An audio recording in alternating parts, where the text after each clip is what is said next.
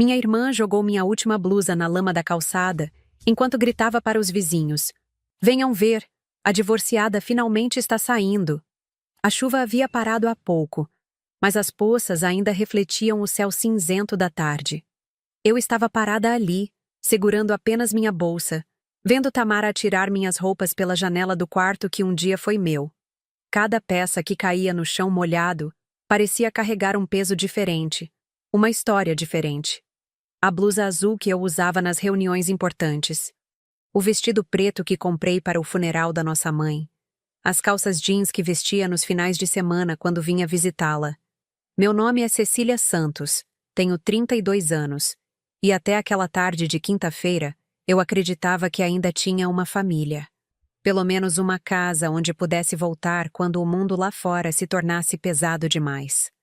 Mas ali estava eu, assistindo minha irmã mais nova transformar minha vida em espetáculo público, enquanto os vizinhos se aglomeravam nas janelas e portões como se estivessem assistindo a uma novela ao vivo.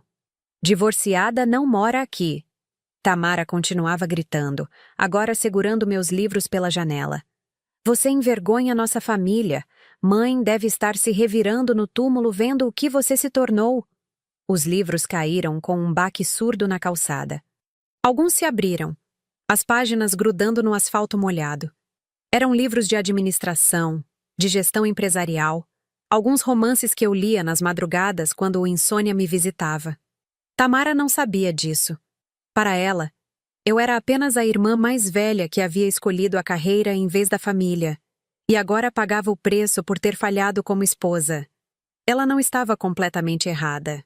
Eu havia me divorciado há 8 meses, depois de um casamento que durou 6 anos e que terminou não com gritos ou traições, mas com o silêncio frio de 2 pessoas que simplesmente pararam de se reconhecer. Ricardo queria filhos, uma esposa que estivesse em casa quando ele chegasse do trabalho, jantares preparados com amor e dedicação. Eu queria crescer na empresa, assumir a diretoria que estava ao meu alcance, construir algo que fosse meu antes de pensar em construir uma família. No final, nós 2 queríamos coisas justas e incompatíveis. O divórcio foi civilizado, quase cordial. Dividimos os bens, eu fiquei com o apartamento, ele ficou com o carro mais novo. Não houve drama, não houve vilões. Só 2 pessoas que descobriram que o amor às vezes não é suficiente quando os sonhos apontam para direções opostas. Mas para minha família, especialmente para Tamara, eu era a mulher que havia falhado no papel mais importante que uma mulher podia ter: ser esposa. Ela havia se casado aos 20 anos com Carlos, um homem gentil que trabalhava numa fábrica e que a tratava como se fosse feita de cristal. Tiveram 3 filhos em seguida: Mateus, de 11 anos, Sofia, de 9, e o pequeno João, que acabara de fazer 6. Tamara era a dona de casa exemplar, a mãe dedicada, a filha que sempre ligava para nossa mãe, que sempre lembrava dos aniversários, que sabia fazer o bolo de chocolate que mamãe adorava. E eu era a executiva workahólica, a que chegava tarde nas reuniões de família porque tinha que terminar uma apresentação, a que esquecia do Dia das Mães porque estava numa viagem de negócios, a que enviava presentes caros para os sobrinhos, mas raramente estava presente para vê-los abrir. Aqui é a casa que mamãe nos deixou, casa de família de bem, não de mulher largada. Tamara agora jogava minha mala pela janela. Ela se abriu no meio do ar, espalhando ainda mais coisas pela calçada.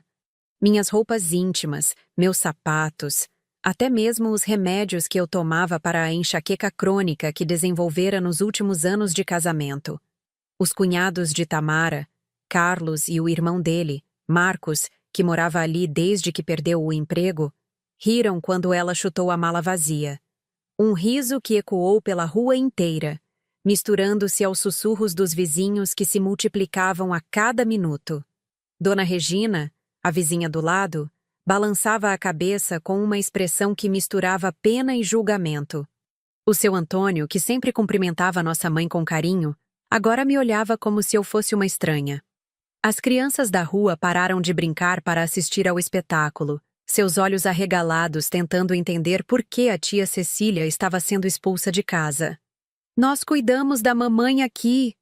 Tamara continuava, sua voz cada vez mais estridente. Você só aparecia nos finais de semana. Esta casa é nossa por direito. Essa frase me atingiu como um soco no estômago. Porque, de certa forma, ela tinha razão. Quando mamãe ficou doente, foi Tamara quem deixou tudo para cuidar dela. Foi ela quem se mudou para cá com a família inteira, transformando a casa numa espécie de hospital domiciliar cheio de amor e dedicação.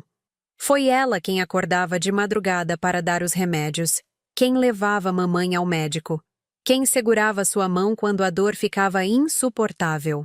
Eu aparecia nos finais de semana, sempre com presentes, sempre tentando ajudar com dinheiro, sempre oferecendo pagar médicos particulares ou tratamentos mais caros. Mas no dia a dia, na luta diária contra a doença que consumia nossa mãe aos poucos, quem estava ali era Tamara. Quando mamãe morreu, no inverno do ano passado, eu não consegui dormir por semanas.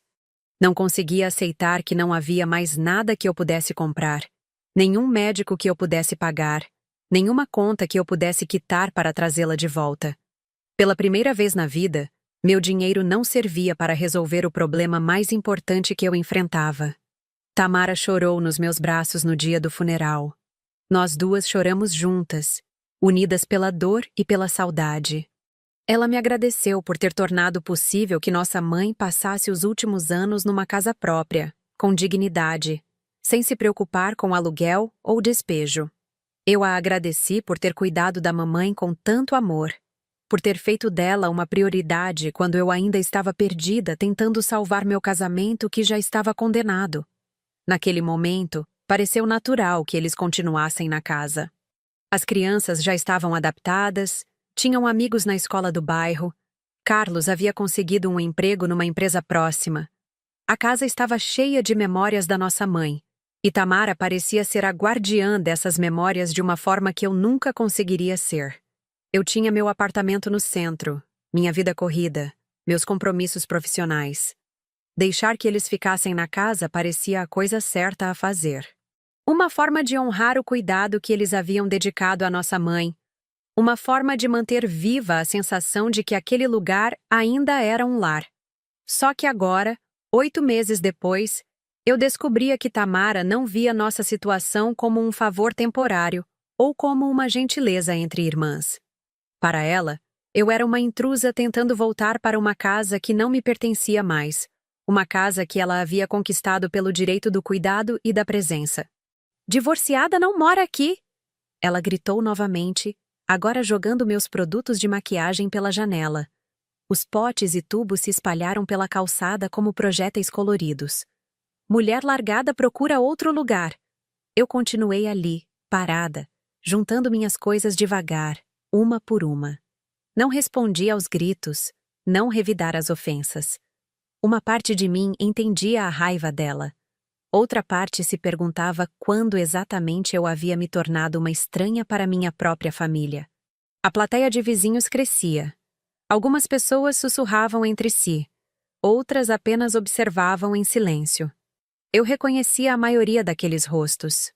Eram pessoas que conheciam nossa mãe há décadas, que a cumprimentavam na padaria, que perguntavam sobre sua saúde quando ela ainda podia sair para pequenas caminhadas. Agora eles me olhavam como se estivessem vendo uma desconhecida.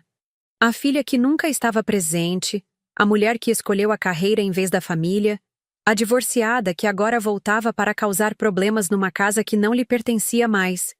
O que eles não sabiam, o que Tamara também não sabia, era que eu havia voltado para casa naquela tarde porque precisava de um lugar para pensar. Meu apartamento estava sendo pintado. Eu tinha tirado a semana de folga para resolver questões pessoais. E pensei que seria reconfortante passar alguns dias na casa onde crescemos. Na casa onde nossa mãe havia sido tão amada nos seus últimos anos. Não imaginei que encontraria a fechadura trocada.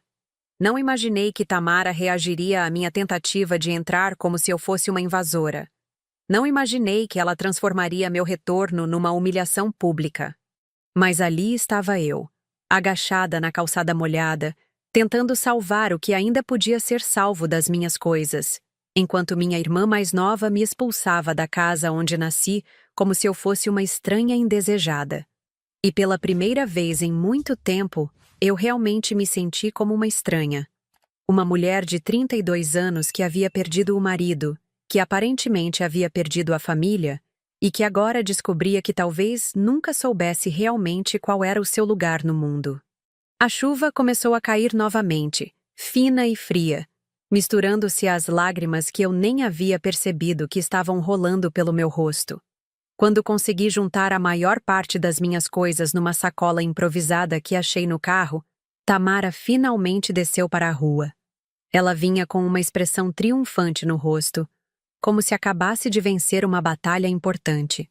Carlos a seguia alguns passos atrás, visivelmente desconfortável com toda a situação, mas sem coragem de contrariá-la publicamente.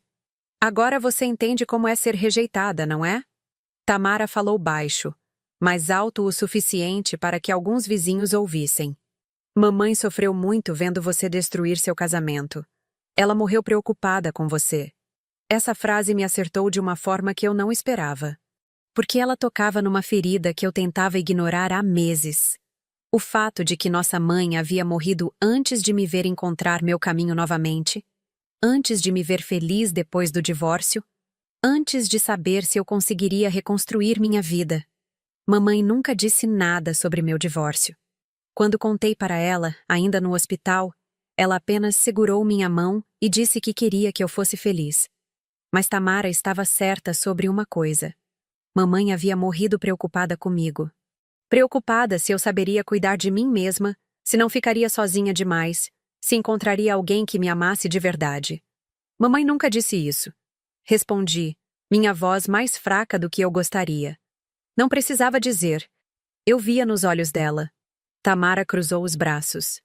Você acha que ela não percebia como você chegava aqui cansada, estressada, brigando no telefone com advogados? Você acha que ela não notava que você chorava escondida no banheiro? Ela estava certa novamente. Eu pensava que estava escondendo bem minha dor. Mas é impossível esconder sofrimento de uma mãe, principalmente de uma mãe que está doente e tem tempo de sobra para observar as filhas. E mesmo assim, Tamara continuou, mesmo vendo você destruir sua vida, ela nunca disse nada contra você. Sempre te defendeu quando as vizinhas comentavam sobre seu divórcio. Sempre disse que você era forte, que ia ficar bem. As lágrimas vieram com mais força agora, porque eu sabia que isso também era verdade. Nossa mãe tinha o dom de nos amar incondicionalmente, mesmo quando nossas escolhas a preocupavam. Ela nunca me julgou pelo divórcio.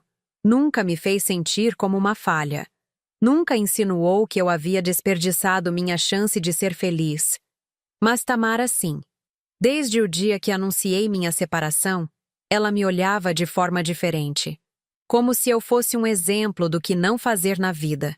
Como se meu fracasso no casamento fosse uma confirmação de suas escolhas certas. Você sabe o que ela me disse na última semana de vida? Tamara se aproximou mais. Disse que tinha medo de que você ficasse sozinha para sempre. Que tinha medo de que você não soubesse ser feliz sem ter alguém para impressionar com seu sucesso. Essa frase me deixou sem ar por um momento, porque ela resumia um medo que eu mesma carregava, mas que nunca havia conseguido colocar em palavras. O medo de que toda minha ambição profissional fosse apenas uma forma de compensar o vazio que eu sentia em outras áreas da vida. Mas aí, Tamara continuou, sua voz ficando mais dura. Eu percebi que mamãe estava enganada. Você não tem medo de ficar sozinha. Você escolheu ficar sozinha. Você escolheu sua carreira, seu apartamento chique, sua vida independente.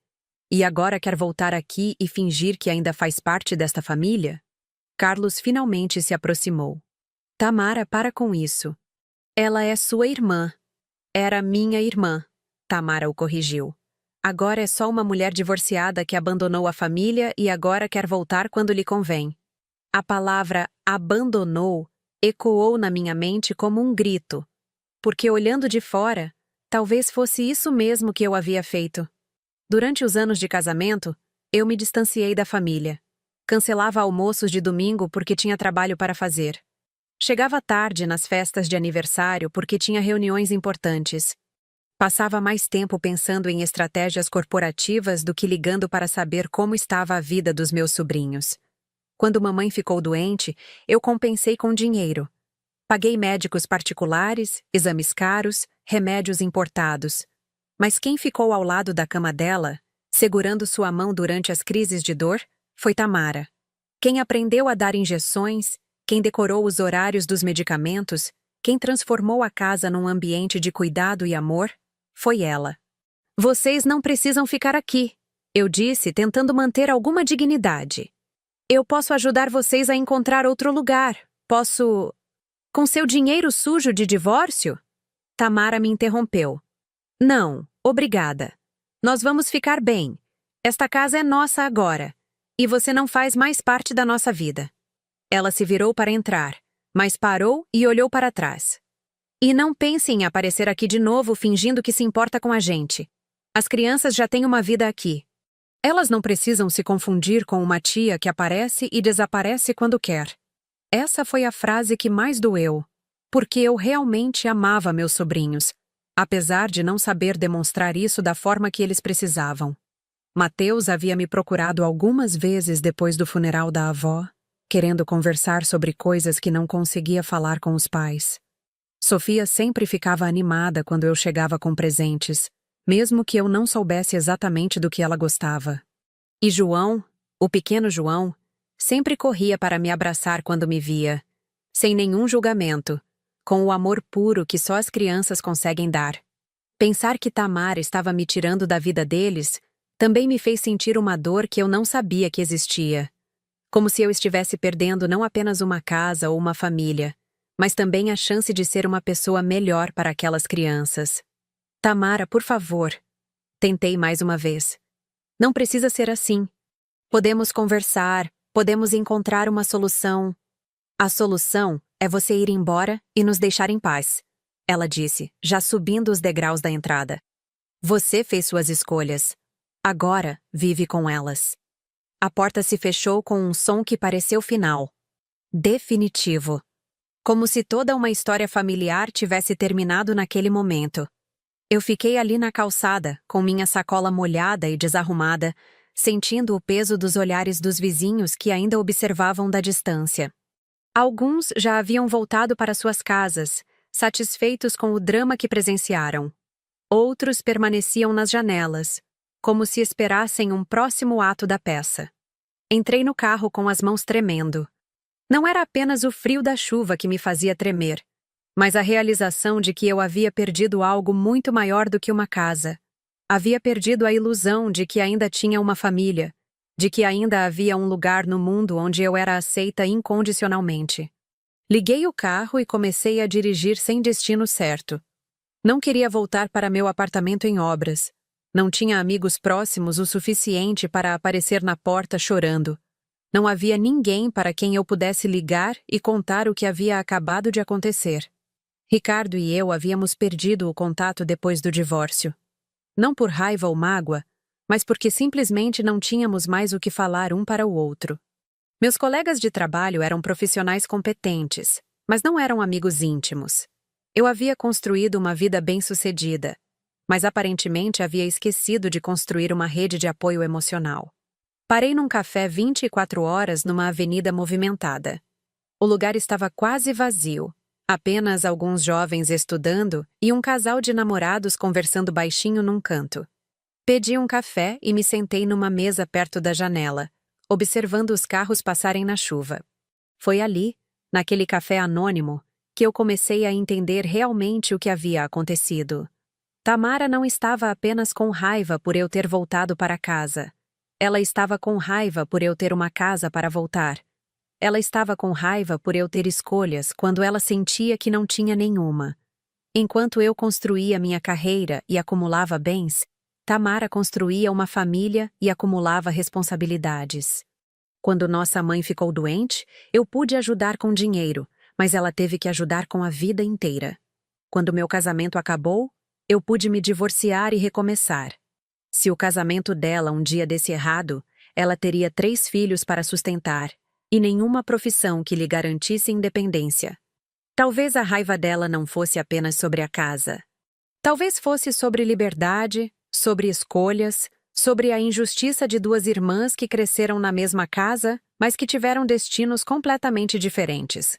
Essa percepção não diminuía a dor da humilhação que eu havia passado, mas me ajudava a entender que talvez nossa briga fosse sobre coisas muito maiores do que apenas um lugar para morar. Terminei o café e decidi ligar para o hotel mais próximo. Precisava de um lugar para passar a noite, para organizar minhas ideias, para decidir o que fazer a seguir. Mas quando estava discando o número, meu telefone tocou. Era um número que eu não conhecia. Alô? Senhora Cecília Santos? Aqui é o advogado Roberto Mendes. A senhora me ligou há alguns meses para elaborar alguns documentos sobre o imóvel da Rua das Palmeiras? Meu coração disparou. Eu havia procurado esse advogado logo depois da morte de nossa mãe, quando comecei a me preocupar com questões de herança e propriedade. Mas depois acabei deixando o assunto de lado, pensando que não era urgente. Sim, lembro. Pois bem, os documentos que a senhora solicitou estão prontos. Quando poderia passar no meu escritório para assiná-los? Era como se o universo estivesse me enviando um sinal. Ou talvez fosse apenas coincidência. De qualquer forma, pela primeira vez naquela tarde terrível, eu senti que talvez ainda houvesse algo que eu pudesse fazer sobre minha situação. Posso ir amanhã de manhã? Perfeitamente. Às 9 horas? Estarei lá. Desliguei o telefone e fiquei olhando para a chuva na janela. Não sabia ainda o que exatamente ia fazer, mas sabia que não podia simplesmente aceitar ser expulsa da minha própria história como se eu não tivesse direitos, como se minha vida e minhas escolhas não tivessem valor algum. Talvez fosse hora de parar de me desculpar por quem eu era e começar a lutar pelo que era meu por direito. Na manhã seguinte, acordei no hotel com uma sensação estranha de determinação. Havia chorado a maior parte da noite, mas agora sentia uma clareza que não experimentava há meses. Talvez fosse a raiva se transformando em combustível, ou talvez fosse simplesmente o cansaço de ser tratada como se eu não importasse. O escritório do advogado Roberto Mendes ficava num prédio comercial no centro da cidade. A sala era pequena e organizada, com estantes cheias de processos e uma mesa coberta de papéis. Ele era um homem de meia-idade, cabelos grisalhos, que me cumprimentou com a formalidade educada de quem lida com dramas familiares todos os dias. Senhora Cecília, os documentos estão todos prontos. Ele abriu uma pasta diante de mim. Conforme solicitado, regularizamos toda a documentação do imóvel. Aqui está a escritura definitiva. Aqui, a certidão de propriedade atualizada. E aqui, os comprovantes de quitação de todos os impostos. Eu folheei os papéis, vendo meu nome em cada documento oficial. Cecília Santos, proprietária única e exclusiva do imóvel situado na Rua das Palmeiras, número 243. A casa onde nasci, onde cresci, onde nossa mãe viveu seus últimos anos com dignidade. Há mais uma coisa, Roberto continuou. Como a senhora expressou preocupação sobre possíveis contestações familiares, elaborei também um documento que comprova todo o histórico financeiro da aquisição. Todas as parcelas pagas pela senhora, todos os comprovantes de transferência, todos os recibos, está tudo aqui. Ele me mostrou uma pasta ainda mais espessa, cheia de extratos bancários e comprovantes de pagamento. 5 anos de parcelas mensais de R$ 1.200, mais os custos de IPTU, de manutenção, de melhorias que eu havia feito na casa para que nossa mãe se sentisse confortável. Posso fazer uma pergunta pessoal, senhora Cecília? Roberto se inclinou na cadeira. A senhora está enfrentando alguma disputa familiar sobre este imóvel? Contei para ele, de forma resumida, o que havia acontecido na tarde anterior. A fechadura trocada, a humilhação pública, a expulsão. Roberto ouvia em silêncio, fazendo algumas anotações numa folha de papel. Entendo, ele disse quando terminei. Infelizmente é mais comum do que a senhora imagina. Famílias que confundem cuidado com propriedade, presença com direito legal. Ele juntou os papéis sobre a mesa. Mas a senhora tem uma situação juridicamente muito clara. Este imóvel é seu por direito de compra, não de herança. Sua irmã não tem nenhuma base legal para contestar sua propriedade. E se ela não quiser sair voluntariamente? Aí temos algumas opções. A mais rápida seria uma ação de reintegração de posse. Com esses documentos, conseguimos uma liminar em 48 horas. Seria uma ordem judicial para que eles desocupem o imóvel imediatamente. A ideia de usar a lei contra minha própria irmã me deixou desconfortável. Mas também me deu uma sensação de poder que eu não sentia há muito tempo. Por anos, eu havia sido a filha que compensava sua ausência com dinheiro. A irmã que se desculpava por suas escolhas de vida, a mulher que aceitava ser julgada e diminuída porque se sentia culpada por ter uma vida diferente da esperada. Quanto tempo levaria todo o processo? Se eles não saírem voluntariamente após a notificação, em uma semana estaria resolvido. O oficial de justiça retiraria os pertences deles e a senhora retomaria a posse do imóvel. Saí do escritório com uma sensação dividida. Por um lado, pela primeira vez em meses eu me sentia no controle da situação. Por outro, estava prestes a tomar uma decisão que poderia destruir definitivamente qualquer chance de reconciliação com Tamara. Passei a tarde andando pela cidade, pensando. Fui até o shopping onde costumava comprar presentes para os sobrinhos. Passei pela escola onde estudamos quando crianças. Dirigi até o parque onde nossa mãe nos levava nos domingos. Cada lugar me trazia uma memória diferente da família que um dia tivemos. No final da tarde, decidi fazer uma última tentativa. Voltei à Rua das Palmeiras, mas dessa vez não saí do carro. Fiquei parada na esquina, observando a casa. As crianças brincavam no jardim da frente. Mateus chutava uma bola contra a parede. Sofia pulava corda. João corria atrás de um cachorro que não reconheci. Eles pareciam felizes. Pareciam em casa.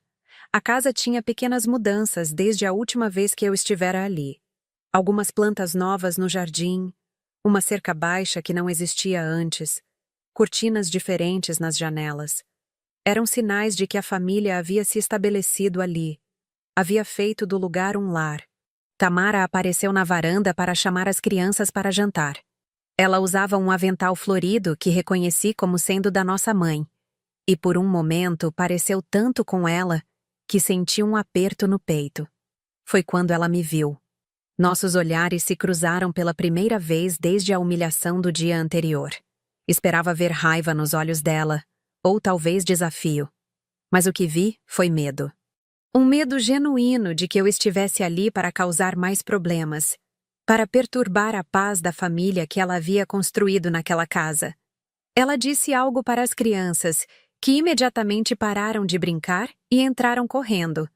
Depois ficou na varanda me encarando, como se estivesse guardando a casa contra uma invasão. Eu poderia ter saído do carro naquele momento. Poderia ter tentado uma conversa, uma negociação, uma última tentativa de resolver a situação de forma civilizada. Mas algo no olhar dela me disse que não haveria conversa possível. Para Tamara, eu não era mais uma irmã com quem se podia negociar. Eu era uma ameaça ao mundo que ela havia construído. Liguei o carro e fui embora. Não voltaria mais tentando ser a irmã compreensiva, a filha que se desculpa por suas escolhas, a mulher que aceita ser diminuída para não incomodar os outros. Na manhã seguinte, voltei ao escritório de Roberto Mendes. Quero dar início ao processo, disse a ele assim que me sentei. Tem certeza? Uma vez que iniciamos a ação judicial, não há mais volta. Será um processo público, constrangedor para ambas as partes. Tenho certeza. Roberto preparou os documentos enquanto eu esperava. Era estranho como aqueles papéis oficiais, com seus carimbos e protocolos, podiam mudar completamente uma situação que parecia impossível de resolver. A primeira etapa será a notificação extrajudicial. Roberto explicou enquanto organizava os papéis. Enviamos um oficial de justiça para notificar sua irmã de que ela está ocupando irregularmente um imóvel de sua propriedade e tem 24 horas para desocupar voluntariamente. E se ela não sair? Aí pedimos a reintegração de posse. Com esses documentos, é praticamente certo que o juiz concederá a liminar. Sua irmã será obrigada a deixar o imóvel. Assinei todos os documentos necessários. A cada assinatura, Sentia como se estivesse assinando também o fim de uma história familiar. Mas talvez algumas histórias precisassem acabar para que outras pudessem começar. O oficial de justiça foi enviado no mesmo dia. Roberto me ligou às 3 da tarde para informar que a notificação havia sido entregue em mãos para Tamara, na presença de 2 testemunhas, os vizinhos que se ofereceram para presenciar o ato. Como ela reagiu? Perguntei. Segundo o oficial, ela leu o documento e disse apenas que ia conversar com um advogado. Não houve alteração, nem resistência. Passei a noite inteira sem conseguir dormir.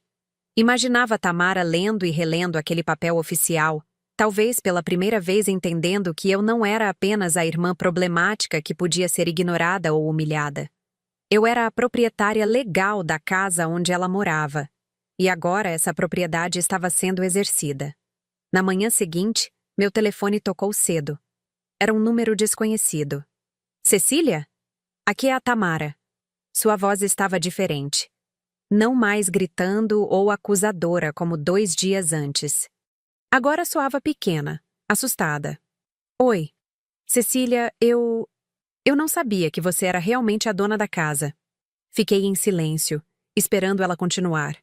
Eu pensei, mamãe sempre falava daquela casa como se fosse dela. Quando ela morreu, eu assumi que era nossa herança.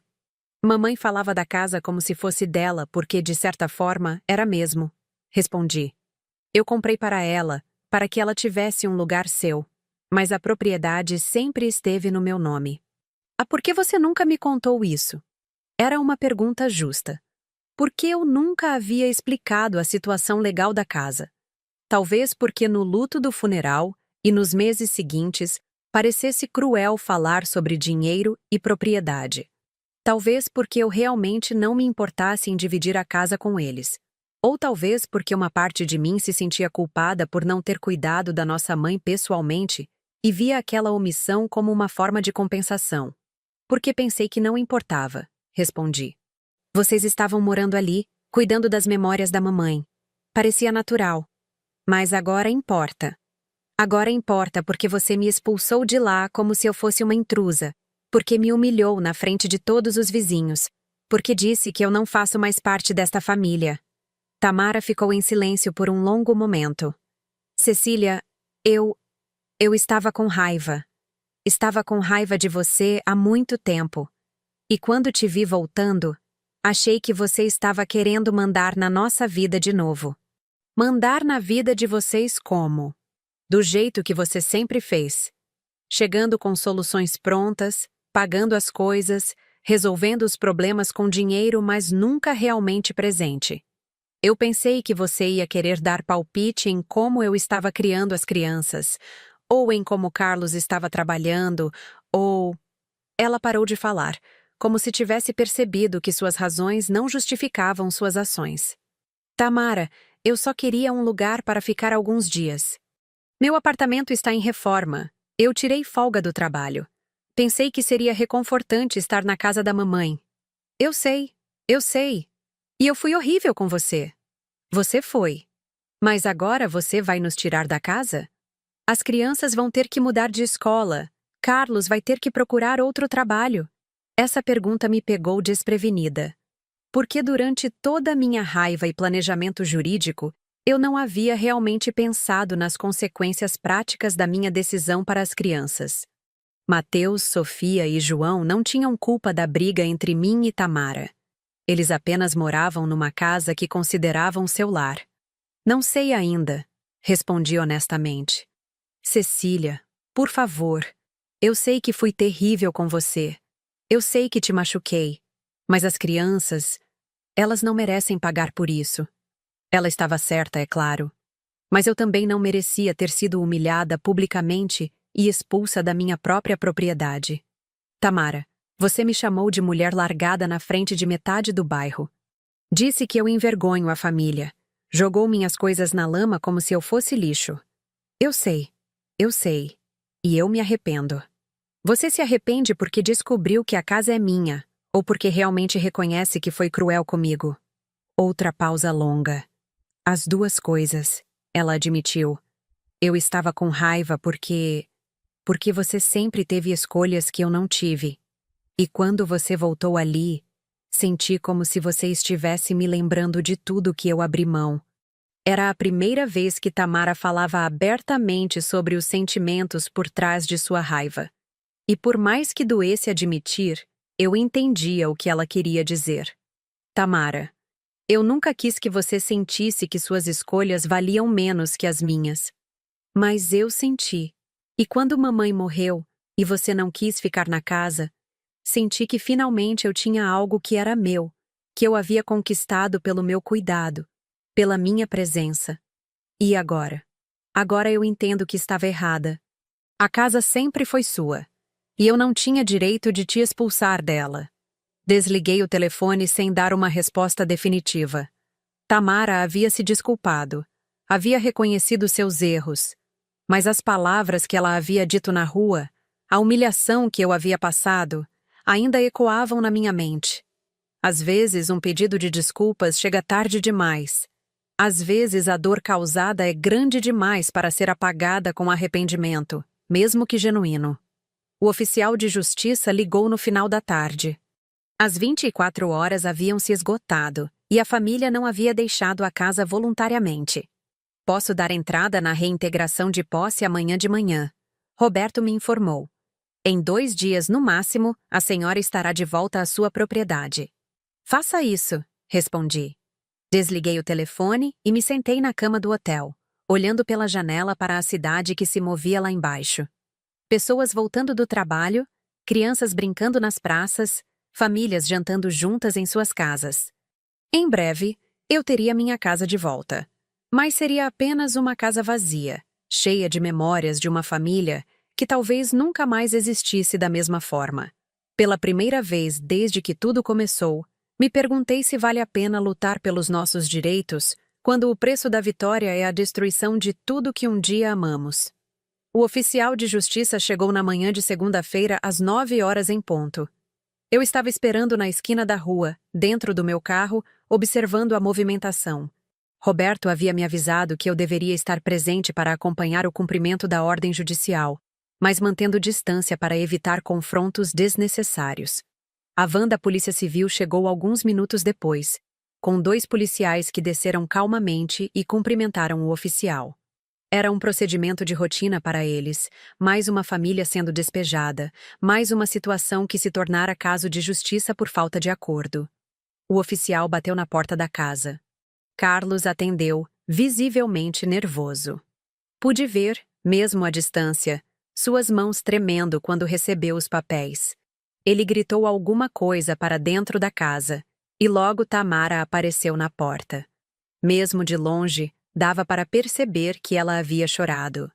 Seus olhos estavam inchados, os cabelos desarrumados.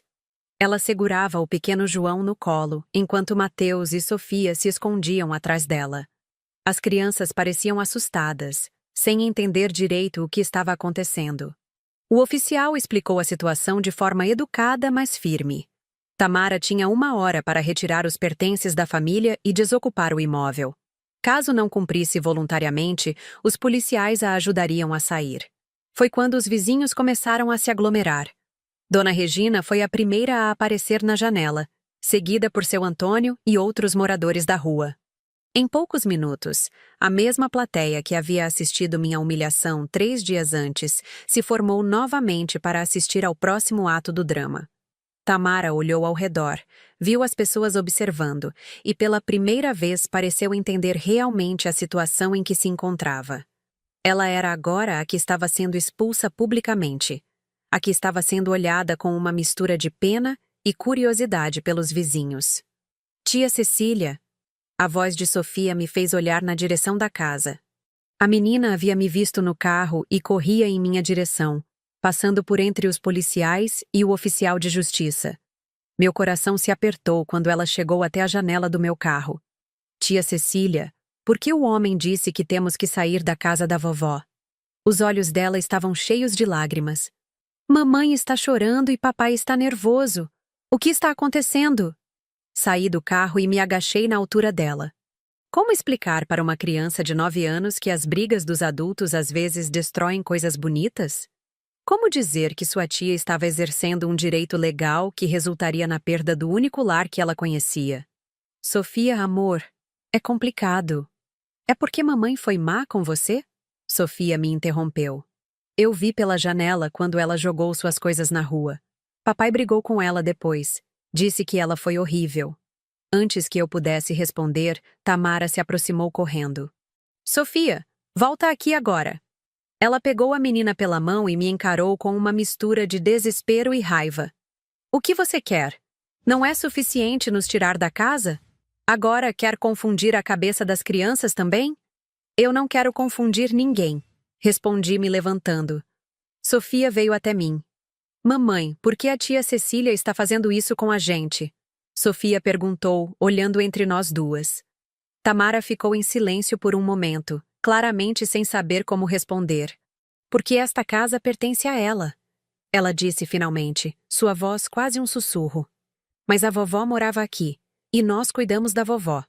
Eu sei, amor, mas é complicado. Foi então que Mateus se aproximou. Aos 11 anos, ele entendia mais da situação do que a irmã menor. Tia Cecília, minha mãe fez algo muito ruim com você, não foi? Olhei para o menino, vendo nele a mesma inteligência emocional que nossa mãe sempre teve. Ele estava tentando entender não apenas os fatos, mas os sentimentos por trás deles. Ela me magoou muito, respondi honestamente. E agora você está magoando ela de volta? A pergunta me acertou como um soco no estômago. Porque, vista pelos olhos de uma criança, era exatamente isso que estava acontecendo. Um ciclo de dor se perpetuando, adultos ferindo uns aos outros e as crianças pagando o preço. Mateus, Tamara tentou intervir. Não é assim. É sim, mãe. Vocês duas estão brigando e nós vamos ter que sair da nossa casa por causa disso. O oficial de justiça se aproximou novamente. Senhora, preciso que a família comece a retirar os pertences. Não podemos estender o prazo. Tamara olhou para ele, depois para mim. Depois para as crianças que a rodeavam com expressões confusas e assustadas. Cecília, ela disse, sua voz baixa mas desesperada. Por favor, não aqui, não assim. As crianças não merecem passar por isso na frente de todo mundo. Era exatamente o que eu havia pensado 3 dias antes, quando ela me humilhou publicamente. A diferença é que agora eu tinha o poder de escolher. Eu podia ser generosa ou podia ser justa.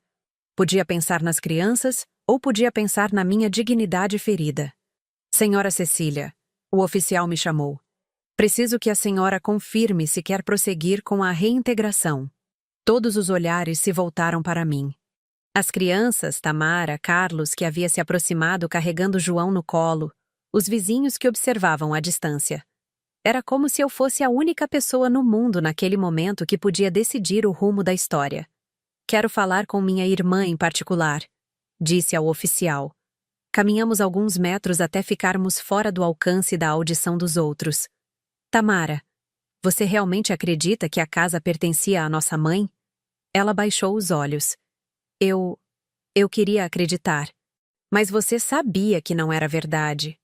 Eu suspeitava. Mamãe às vezes falava sobre como você tinha sido generosa, como você havia dado uma casa para ela. Mas eu não queria pensar nisso.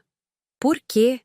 Porque significava que tudo que eu construí aqui, toda a vida que eu fiz para as minhas crianças, dependia da sua boa vontade. Ela me encarou pela primeira vez. E eu não queria depender de você. Por que não? Porque você sempre foi a filha bem-sucedida. A que conseguiu estudar, fazer faculdade, ter uma carreira. Eu fui mãe aos 20 anos, Cecília. Nunca tive chance de ser nada além de esposa e mãe. E isso é culpa minha? Não é culpa sua. Mas sempre me senti menor. Quando você chegava aqui com seus presentes caros, suas roupas bonitas, falando do seu trabalho importante, eu me sentia uma fracassada. Olhei para minha irmã mais nova e pela primeira vez realmente a enxerguei. Não como a antagonista que havia me humilhado, mas como uma mulher de 28 anos que havia feito escolhas diferentes das minhas e que vivia com o peso de se comparar comigo constantemente. Tamara, você não é uma fracassada. Você criou 3 filhos lindos, cuidou da nossa mãe com amor, construiu uma família. Mas não tenho nada que seja meu. Nenhuma conquista que eu possa mostrar além dos meus filhos. E você acha que isso vale menos? Não deveria valer. Mas às vezes sinto que sim. Olhei para trás e vi as crianças esperando, visivelmente ansiosas. Sofia estava chorando silenciosamente. Mateus tentava consolá-la. João se agarrava ao pescoço do pai sem entender direito o que estava acontecendo.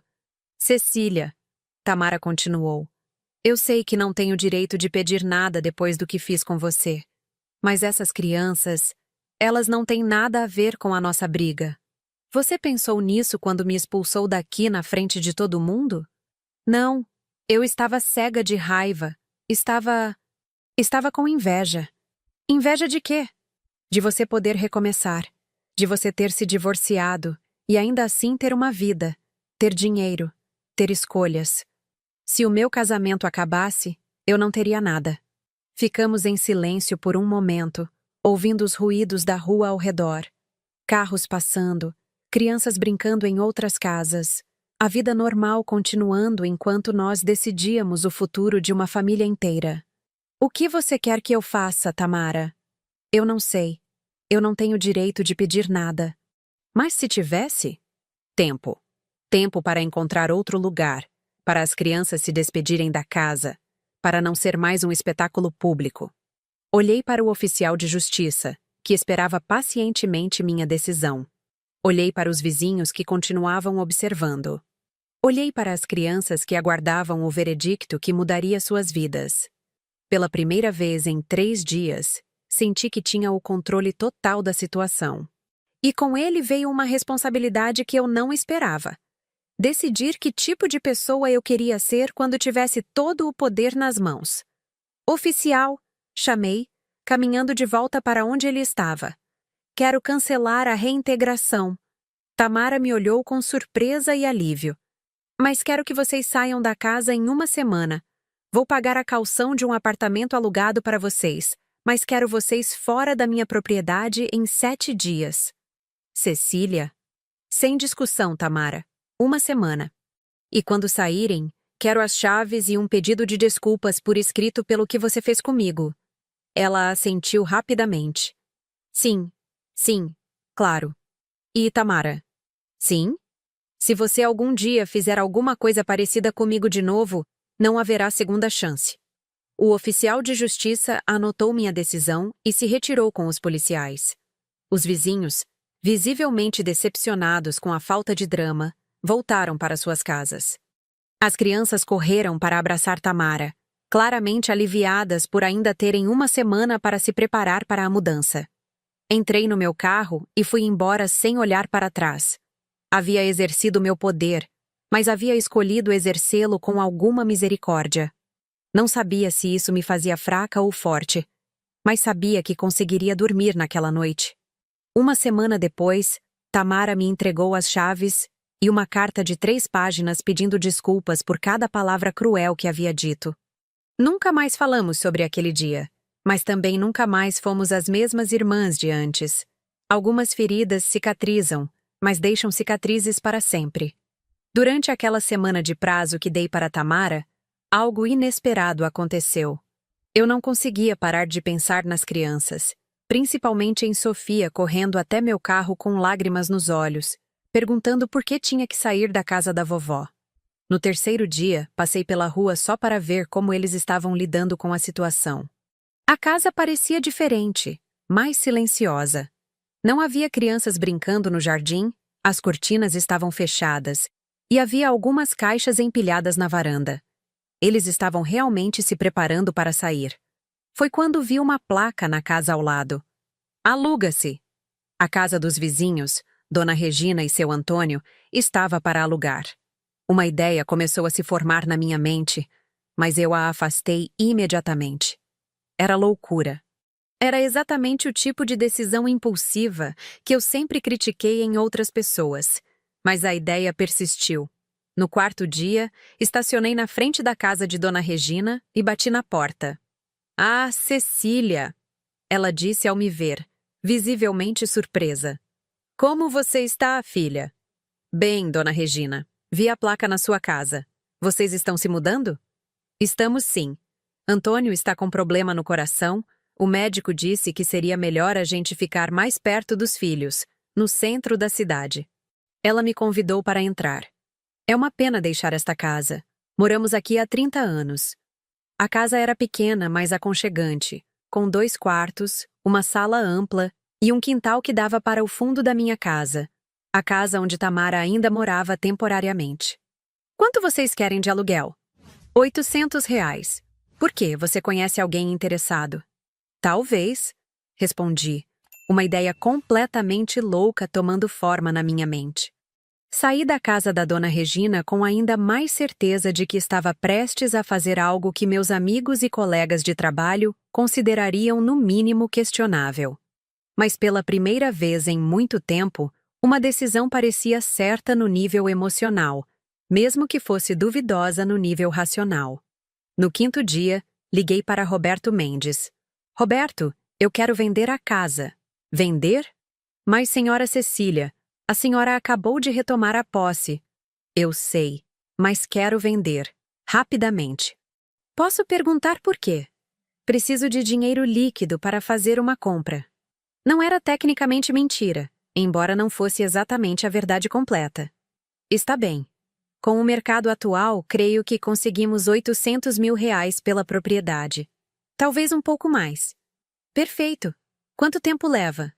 Se a senhora aceitar o primeiro comprador que aparecer, 1 semana para encontrar interessados, 2 semanas para finalizar a documentação. Faça isso. No 6º dia, Tamara ligou para mim. Cecília, ainda não encontramos uma casa para alugar que caiba no nosso orçamento. Você poderia nos dar mais alguns dias? Sua voz estava pequenininha, humilde. Era evidente que pedir aquela extensão de prazo era humilhante para ela. Não posso dar mais tempo na casa, respondi. Entendo. Vamos ficar na casa da sogra por uns dias então, até... Mas posso oferecer uma alternativa. Silêncio do outro lado da linha. Que tipo de alternativa? A casa ao lado da nossa, da minha, está para alugar. Dona Regina está se mudando. R$ 800 por mês. Cecília, R$ 800 é muito dinheiro para nós. Carlos ganha 1.400. Temos 3 filhos. Eu pago o aluguel por 2 anos. Outro silêncio, mais longo dessa vez. Por quê? Era uma pergunta justa. Por que eu estaria oferecendo para pagar 2 anos de aluguel para a irmã que havia me humilhado publicamente? Pelas crianças, respondi. Para que elas não tenham que mudar de escola, para que não percam os amigos, para que não sintam que perderam a casa da vovó por causa da nossa briga. Cecília, eu não sei o que dizer. Não diga nada ainda. Pense bem, porque se aceitar, tem condições. Que condições? Primeira, você nunca mais fala comigo do jeito que falou na rua. Se tiver algum problema comigo, resolve em particular. Concordo. Segunda, as crianças podem visitar a casa sempre que quiserem. Aquela casa tem memórias da vovó delas, e elas não podem perder isso por causa da nossa briga. Concordo. Terceira, em 2 anos, quando o contrato de aluguel acabar, você se vira sozinha. Não volto a ajudar financeiramente. Entendo. E quarta, você aceita ajuda para terminar seus estudos. Você disse que nunca teve a chance de ser algo além de mãe e esposa. Eu pago uma faculdade ou um curso técnico para você. Essa última condição pareceu pegar Tamara completamente de surpresa. Cecília, por quê? Por que você faria isso tudo? Porque nossa mãe não criou 2 filhas para que elas se destruíssem mutuamente. Porque você tem razão quando diz que merece ter algo que seja seu. E porque eu cansei de carregar raiva. Tamara ficou em silêncio por tanto tempo que pensei que a ligação havia caído. Aceito. Ela disse finalmente, a voz embargada. Ótimo. Amanhã você sai da minha casa e se muda para a casa ao lado. Roberto vai preparar os contratos. No 7º dia, exatamente 1 semana após o oficial de justiça ter batido na nossa porta, Tamara entregou as chaves da minha casa e se mudou para a casa ao lado com a família. Quando entrei na casa vazia naquela tarde, tudo estava limpo e organizado. Tamara havia deixado algumas coisas que eram minhas, mas que eu havia esquecido ali. Alguns livros, um casaco, uma foto da nossa mãe que estava na sala. Havia uma carta sobre a mesa da cozinha. 3 páginas escritas à mão, com uma caligrafia que eu reconhecia desde a infância. Cecília, começava a carta. Não sei como pedir desculpas por tudo que fiz e disse. Não sei como explicar a raiva que eu sentia sem parecer que estou me justificando. Você não merecia nada do que eu fiz com você. Continuei lendo, e a cada parágrafo entendia um pouco mais dos sentimentos que haviam motivado o comportamento da minha irmã. Sempre me senti invisível perto de você. Mamãe ficava orgulhosa quando falava do seu trabalho, dos seus sucessos. Quando falava de mim, falava dos netos, da casa limpa, da comida gostosa. Como se eu fosse apenas uma extensão das pessoas que cuido, nunca uma pessoa completa. Era doloroso ler, porque havia verdade naquelas palavras. Nossa família realmente celebrava minhas conquistas profissionais de uma forma que talvez não celebrasse as conquistas domésticas de Tamara. Quando você se divorciou, confesso que senti um alívio terrível. Finalmente você havia falhado em alguma coisa. Finalmente você não era perfeita. E isso me fez sentir menos fracassada. A honestidade brutal da carta me fez chorar. Mas quando mamãe morreu e você nos deixou ficar na casa, comecei a entender que você não era a pessoa que eu inventei na minha cabeça. Você era apenas minha irmã, tentando fazer o melhor que podia com as cartas que a vida havia dado para você. No final da carta, havia um PS, que me fez sorrir pela primeira vez em uma semana. PS. Mateus quer saber se pode vir aqui buscar o livro que esqueceu no quarto. Sofia quer saber se você vai vir jantar conosco um dia. João só quer saber quando vai ver a tia Cecília de novo. Acho que as crianças são mais sábias que nós duas. Dobrei a carta e guardei na bolsa. Depois peguei o telefone e liguei para a imobiliária. Alô, aqui é Cecília Santos. Sobre a venda da casa da Rua das Palmeiras? Quero cancelar. Cancelar? Mas, senhora, já temos 3 interessados. Mudei de ideia. A casa não está mais à venda. Desliguei o telefone e olhei ao redor da casa vazia. Nossa mãe havia sido feliz aqui. Tamara havia cuidado dela aqui com amor e dedicação. As crianças haviam crescido aqui, brincado aqui, criado memórias aqui. Talvez algumas casas fossem grandes demais para uma pessoa só. Talvez algumas histórias fossem importantes demais para serem vendidas. Peguei minha bolsa e fui até a casa ao lado. Bati na porta e Sofia atendeu. Tia Cecília! Ela gritou, me abraçando com força. Mamãe, a tia Cecília veio! Tamara apareceu na porta, visivelmente nervosa. Oi? Eu disse. Oi? Recebi sua carta. E? E vim saber se vocês querem jantar comigo amanhã, na casa da mamãe. Acho que ela ficaria feliz em ver a família reunida na mesa dela de novo. Tamara me olhou por um longo momento, como se estivesse tentando decifrar se eu estava sendo sincera ou se havia alguma pegadinha escondida na minha proposta. Você tem certeza? Tenho, mas tem uma condição. Ela tensionou, esperando mais uma exigência. A condição é que você faça aquele bolo de chocolate que a mamãe adorava. Eu nunca aprendi a receita. O sorriso que apareceu no rosto de Tamara foi o primeiro sorriso genuíno que vi nela em anos. Eu posso fazer isso. Tia Cecília, Mateus apareceu atrás da mãe. Você vai morar na casa da vovó agora? Vou sim, e vocês vão morar aqui do lado. Vamos ser vizinhos. E podemos visitar a casa da vovó quando quisermos? Sofia perguntou, ainda agarrada na minha perna. Podem. Aliás, preciso da ajuda de vocês para escolher o que fazer com o quarto da vovó. Pensei em transformar numa biblioteca, mas não sei se é uma boa ideia. Uma biblioteca! Sofia bateu palmas. Com aquelas poltronas grandes para ler? Exatamente como você está imaginando. João, que até então apenas observava tudo com seus 6 anos de idade, se aproximou timidamente. Tia Cecília, você ainda está brava com a mamãe?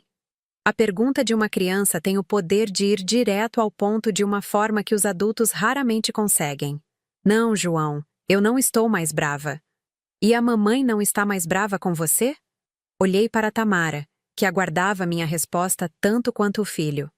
Não, amor. A mamãe não está mais brava comigo.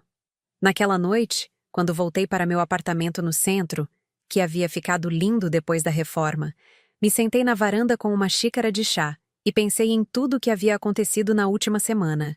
Eu havia exercido meu poder legal para retomar minha propriedade, mas havia escolhido exercer meu poder emocional para reconstruir minha família. Não da forma como era antes. Isso seria impossível depois de tudo o que aconteceu, mas de uma forma nova, talvez mais honesta. Tamara agora sabia que tinha que construir sua própria vida, suas próprias conquistas. Eu agora sabia que dinheiro e sucesso profissional não me davam o direito de ignorar os sentimentos dos outros. E as crianças aprenderam que os adultos às vezes brigam, mas que famílias podem se reconquistar quando há amor suficiente para superar o orgulho. Meu telefone tocou. Era uma mensagem de Tamara. Obrigada por me dar uma segunda chance que eu não merecia. Respondi. Obrigada por me lembrar que ser forte não significa ser cruel. No dia seguinte, jantamos todos juntos na mesa da nossa mãe. Tamara fez o bolo de chocolate. As crianças contaram histórias da escola. Carlos falou sobre o novo emprego que havia conseguido perto dali. Quando olhei ao redor da mesa, vi que tínhamos conseguido algo que eu pensava ter perdido para sempre. Uma família. Diferente da que tínhamos antes, talvez mais frágil em alguns aspectos, mas definitivamente mais honesta. Algumas vitórias não são sobre ganhar, mas sobre escolher o que vale a pena perder para manter o que realmente importa. 2 semanas depois, Tamara se matriculou num curso técnico de enfermagem. Sempre quis cuidar de pessoas, ela me disse. Agora vou aprender a fazer isso profissionalmente. Mãe, e pela primeira vez em anos, quando ela falou sobre seus planos futuros, não havia inveja nos meus olhos, nem inferioridade nos dela. Havia apenas 2 irmãs que haviam aprendido que caminhos diferentes não precisam ser destinos separados. 6 meses depois, estava sentada na biblioteca que criamos no quarto da nossa mãe, lendo num domingo de manhã, quando ouvi vozes no jardim. Olhei pela janela e vi Sofia ensinando João a plantar sementes de girassol no canteiro que nossa mãe tanto cuidava. Tem que fazer um buraquinho pequeno, Sofia explicava com a seriedade de quem detém conhecimento importante. A vovó sempre dizia que as sementes sabem crescer sozinhas, a gente só precisa dar o espaço certo. A sabedoria simples daquela frase me fez sorrir. Nossa mãe sempre teve o dom de transformar lições de jardinagem em lições de vida. Desci para me juntar a eles no jardim. Mateus estava na casa ao lado, estudando para uma prova de matemática. Tamara havia saído cedo para mais um dia de estágio no hospital, parte do curso técnico que estava fazendo. Carlos estava trabalhando. Ele havia conseguido uma promoção no mês anterior e agora falava sobre planos de comprar uma casa própria em alguns anos. Tia Cecília, João me mostrou as mãozinhas sujas de terra. Estou plantando girassóis para a vovó. Ela ia adorar, respondi, me agachando ao lado dele. Girassol era a flor preferida dela. Por quê? Porque girassóis sempre olham para o sol. Ela dizia que a gente devia ser como eles, sempre procurar a luz, mesmo nos dias nublados. Sofia parou de plantar e me olhou com aquela seriedade que só as crianças conseguem ter. Tia Cecília, você e a mamãe eram como girassóis quando brigaram? A pergunta me pegou de surpresa. Como assim, amor? Vocês pararam de olhar para o sol e ficaram olhando só para a briga. Às vezes as crianças conseguem resumir situações complexas de uma forma que nos deixa sem palavras. Sofia estava certa. Durante aquela semana terrível, Tamara e eu havíamos perdido de vista tudo o que era bom em nossa relação, focando apenas na dor e na raiva. É verdade, mas depois a gente voltou a olhar para o sol. E qual era o sol de vocês? A família. O amor que a vovó nos ensinou. E vocês 3. João sorriu e voltou a plantar suas sementes. Sofia organizou as ferramentas de jardinagem com o cuidado meticuloso que herdara da avó. Tia Cecília, ela disse depois de um tempo, a mamãe está mais feliz agora. Por quê? Porque ela para de chorar quando pensa que a gente não está vendo. Era verdade. Nos últimos meses eu havia notado uma mudança gradual em Tamara. Ela sorria mais, falava mais sobre seus planos para o futuro. Parecia ter uma energia que eu não via nela há anos.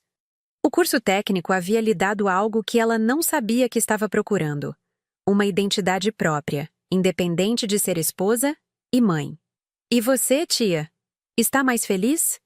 Era uma pergunta que eu havia me feito várias vezes nos últimos meses. Estava mais feliz? A resposta não era simples. Eu estava diferente. Mais consciente de que sucesso profissional e dinheiro não eram suficientes para construir uma vida completa. Mais atenta aos sentimentos das pessoas ao meu redor. Mais disposta a abrir mão do controle quando necessário. Mais feliz? Essa era uma palavra mais complexa. Estou mais inteira, respondi para Sofia. Às vezes isso é mais importante que estar feliz. Ela assentiu como se entendesse perfeitamente.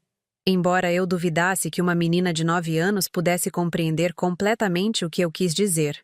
Terminamos de plantar os girassóis e entramos para almoçar. Eu havia me acostumado a preparar almoços de domingo para todos nós.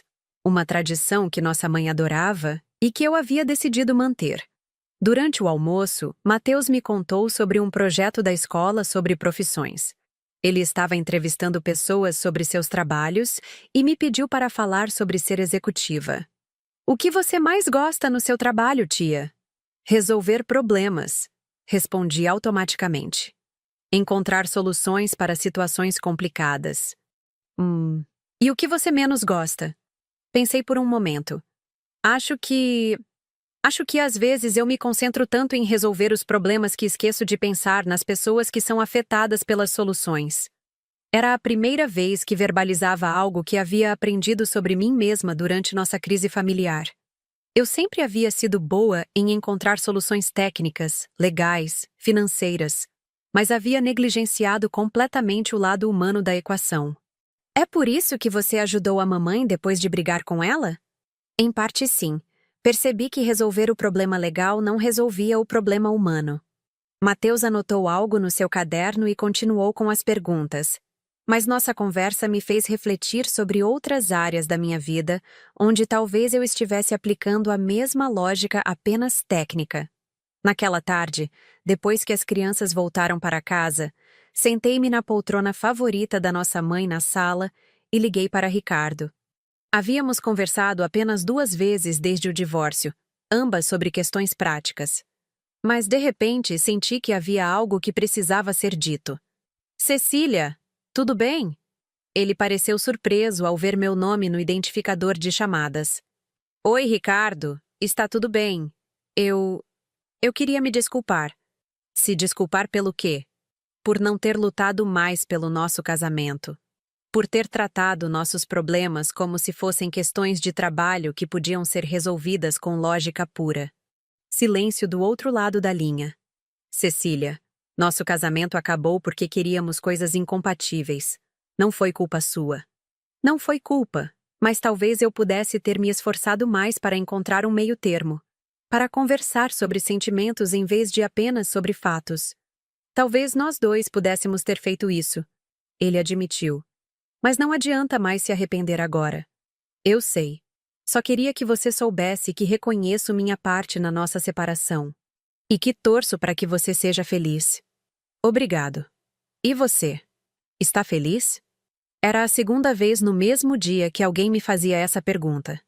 Estou aprendendo a ser. Respondi honestamente. Depois de desligar, fiquei olhando pela janela da sala. Dali dava para ver a casa ao lado, onde Tamara preparava o jantar enquanto Carlos ajudava João com a lição de casa. Era uma cena doméstica simples, mas cheia de um tipo de felicidade que eu havia desprezado durante anos. Não que eu quisesse exatamente aquela vida. Ainda amava meu trabalho, ainda valorizava minha independência, ainda acreditava que havia feito as escolhas certas para mim. Mas agora, conseguia ver que caminhos diferentes não significavam que um era melhor que o outro. Naquela noite, antes de dormir, Encontrei uma foto antiga nossa família numa gaveta que estava organizando. Era do último Natal que passamos juntas, antes da doença da nossa mãe. Estávamos todas na cozinha. Mamãe sentada na cadeira supervisionando, Tamara preparando a ceia, eu descascando batatas meio desajeitadamente, as crianças ajudando de uma forma que na verdade atrapalhava tudo. Olhando aquela foto, percebi que durante muito tempo eu havia pensado que felicidade era ausência de problemas. Que uma vida bem-sucedida era uma vida sem conflitos, sem dor, sem complicações. Mas os últimos meses me ensinaram algo diferente. Felicidade não é a ausência de problemas. É a capacidade de atravessar os problemas sem perder a humanidade. É saber que podemos magoar as pessoas que amamos e, ainda assim, encontrar um caminho de volta ao amor. Às vezes, as melhores lições vêm das piores experiências. Às vezes, precisamos perder tudo para descobrir o que realmente vale a pena ter. Guardei a foto numa moldura nova e a coloquei sobre a mesa da sala. No dia seguinte, quando as crianças viessem visitar, elas veriam que sua família, mesmo sendo diferente, mesmo sendo mais complicada, ainda existia. Ainda importava. Ainda era algo digno de ser celebrado. 3 meses depois, quando os girassóis que plantamos floresceram, organizei uma festa no jardim para comemorar. Tamara trouxe o bolo de chocolate que se tornou nossa nova tradição. Carlos trouxe a violão e tocou as músicas que nossa mãe gostava. As crianças correram pelo jardim como faziam quando a avó estava viva. E eu fiquei ali, observando minha família imperfeita, mas genuína, entendendo finalmente que algumas coisas que se quebram podem ser consertadas de uma forma que as torna mais fortes do que eram antes. Não éramos mais as 2 irmãs que cresceram naquela casa décadas atrás. Éramos 2 mulheres adultas que haviam aprendido que o amor familiar pode sobreviver à raiva, ao orgulho e até mesmo à injustiça, desde que haja vontade de reconstruir sobre os escombros. E quando o sol começou a se pôr e todos foram para casa, fiquei sozinha no jardim olhando para os girassóis que as crianças haviam plantado.